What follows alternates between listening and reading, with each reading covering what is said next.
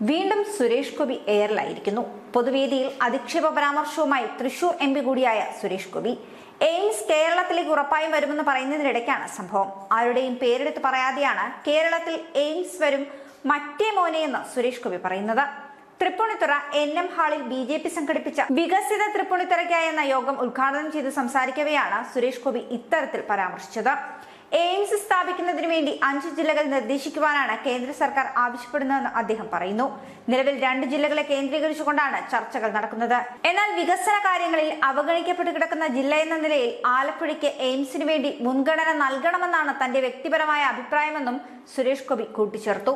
ആലപ്പുഴയിൽ എയിംസ് സ്ഥാപിക്കുവാൻ സാധിച്ചില്ല എങ്കിൽ പിന്നീട് പരിഗണിക്കേണ്ടത് തൃശൂർ ജില്ലയായിരിക്കുമെന്നും സുരേഷ് ഗോപി കൂട്ടിച്ചേർക്കുന്നു.